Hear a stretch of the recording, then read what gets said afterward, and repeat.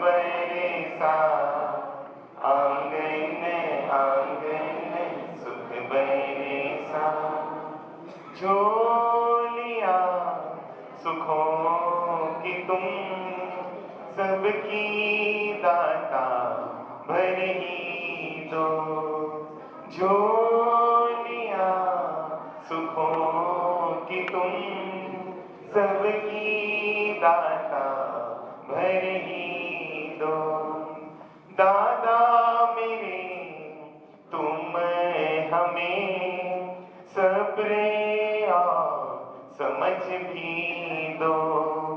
सबके दुखों की तू है दवा, आंगन आंगन सुख बरसा। बरसा दाता सुख बरसा, आंगन आंगन सुख बरसा। बैर क्लेश को मिटा, दाता सकल संसार से। बैर क्लेश को मिटा, दाता सकल संसार से। नाम का स्मरण करे मिलकर सारे प्यार से। मानव से मानव होना जुदा, आंगन आंगन सुख बरसा। बरसा दाता सुख बरसा, आंगन आंगन सुख बरसा। चुन चुन काटे नफरत के, प्यारे अमन के फूल खिला।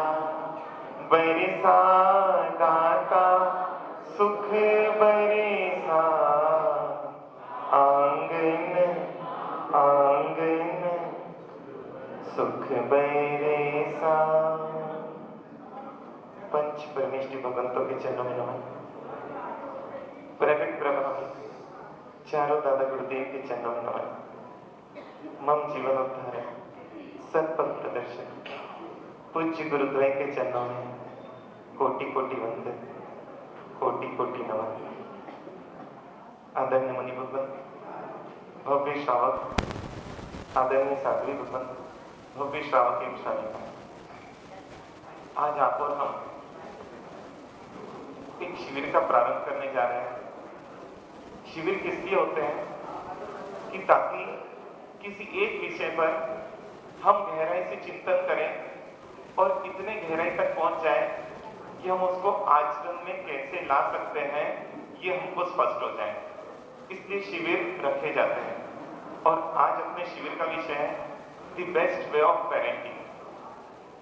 The best way, best way का मतलब श्रेष्ठतम मार्ग। मंजिल पर मार्ग बहुत सारे हैं, कुछ मंजिल पर पहुंचाते हैं तो कई बार कुछ मार्ग जो है मंजिल से दूर भी कर देते हैं। और उसमें भी मार्ग में भी कोई श्रेष्ठ है, कोई श्रेष्ठतम है या कोई निम्न मार्ग भी है। हमको भी सोचना है कि मार्ग कौन सा चुनना है। एक मार्ग तो श्रेष्ठ मार्ग क्या माना है कि जहां पर जीवन में उलझने तो आए लेकिन उस उलझनों को सुलझाने की समझ भी हमारे पास हो ताकि हम उन उलझनों को सुलझा सकें। तो ये तो श्रेष्ठ मार्ग बोला है। लेकिन श्रेष्ठतम मार्ग किसको बोला है? जहां पर उलझने आने के पहले क्या है, समाधान अपने हाथ में हो, समाधान अपनी मुट्ठी में हो, उसको श्रेष्ठतम मार्ग बोला है। हमको इस शिविर में उसी श्रेष्ठतम मार्ग को खोजना है कि जहां पर, क्योंकि हमने एक्सेप्ट कर लिया जीवन है तो संघर्ष है, जीवन है तो समस्या है, लेकिन ऐसा नहीं है। क्योंकि हम अपने पूर्वजों को देखते हैं, उनके जीवन में बड़ी बड़ी घटनाएं घटी लेकिन उनके जीवन में हलचल नहीं दिखी। क्यों नहीं दिखी? क्योंकि वो उस श्रेष्ठतम मार्ग से परिचित थे। और पेरेंटिंग, पेरेंटिंग का मतलब होता है पालन पोषण। एक माली एक पौधा लेकर आता है और उस पौधे को उचित खाद, उचित पानी और देता है और जितनी जरूरत है धीरे धीरे उसको देकर धीरे धीरे बड़ा करता है। लेकिन उस माली की दृष्टि में खाद पानी डालते हुए भी ये भावना है कि इसको इतना सक्षम बना दूं कि इसको फिर मेरी जरूरत नहीं पड़े, फिर खाद पानी की जरूरत नहीं पड़े। और वो माली उसमें सक्सेस भी हो जाता है। धीरे धीरे वो उसको इस वट वृक्ष में बदल देता है कि अब उसको आंधी का खतरा नहीं है, तूफान का खतरा नहीं है। अब उसको बारिश नहीं भी आई तो वो अपने आप को हरा भरा रखने में सक्षम हो जाता है। और सही में हम सब भी ऐसा ही चाहते हैं कि ऐसी ही परवरिश हो जहां पर क्या हो कि इतना सक्षम हो जाए वो व्यक्तित्व कि उसको चाहे जैसी प्रतिकूलता भी है ना, परेशान नहीं कर पाए।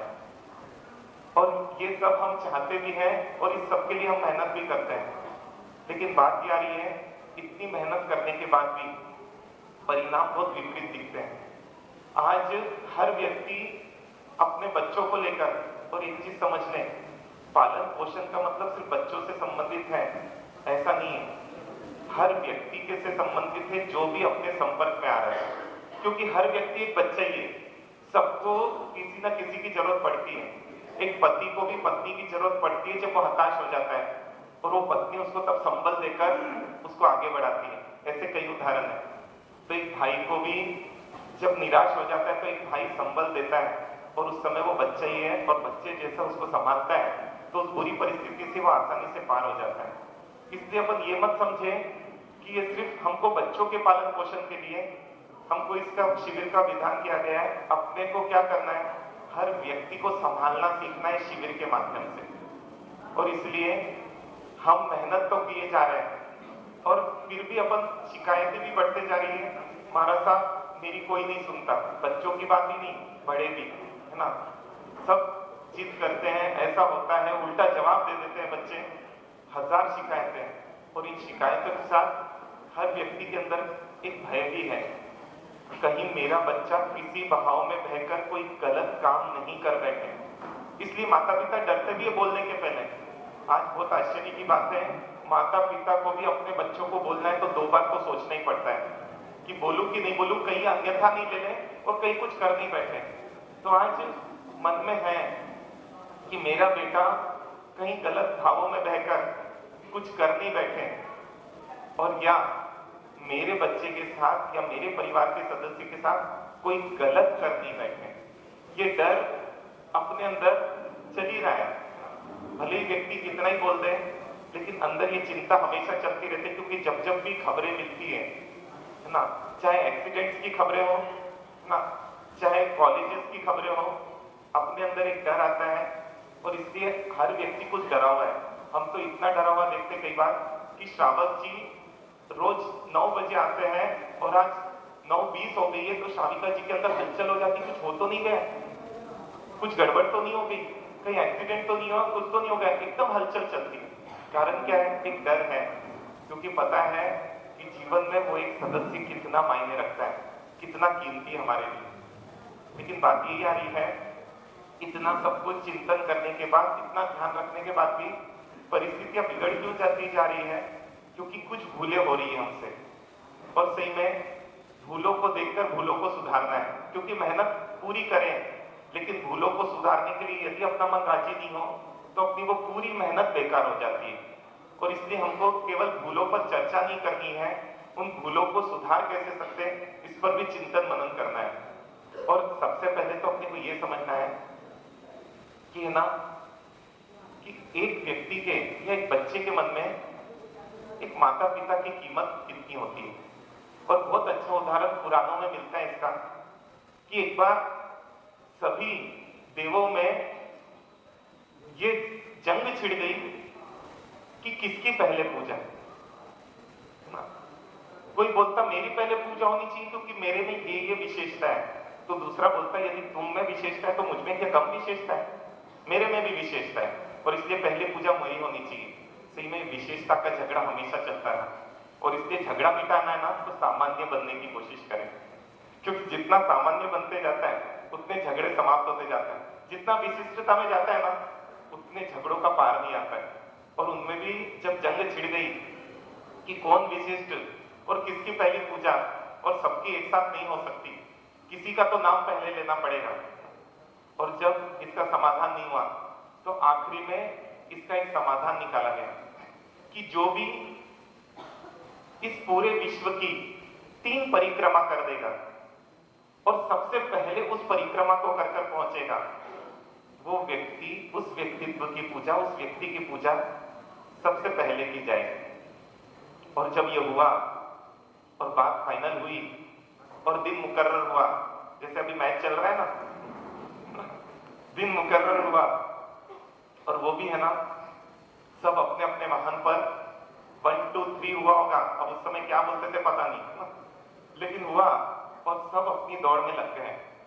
और इतने में गणेश जी खड़े हैं और गणेश जी का चूहा बोलता, स्वामी आप मुझे कम मत समझो, मैं भी पूरी जी जान लगा दूंगा आपको जिताने में, आपको पहला नंबर लाने में। गणेश जी बोलते, इतनी मेहनत मत कर। अरे बोले आप ये मत करें, आपको क्या लगता है मेरे में ताकत नहीं है आपको जिताने की? आज तक आपकी सवारी आप मेरे पर करते रहे, इतना भी विश्वास नहीं है मेरे पर? अरे बोलते, बात विश्वास की नहीं, समझ तू। बोले क्या समझू, सब जीत जाएंगे और मेरे आंखों के सामने, है ना, सोचिए मेरी वाहनों में क्या इज्जत रह जाएगी। बोले इज्जत तेरी ही रहेगी, क्योंकि जब इज्जत मेरी रहेगी तो इज्जत तेरी भी तो रहेगी। आखिर में स्वामी ने बोला, वो चूहा तो चुप हो गया, वो मूषक तो चुप हो गया और बोलते गणेश जी ने 3 परिक्रमा शंकर पार्वती जी की और बैठ गए उनके चरणों में। और इतने में क्या देखते हैं, एक एक करके सब पहुंचे जा रहे हैं और सब आके रुकते जा रहे हैं। और अब निर्णय की घड़ी थी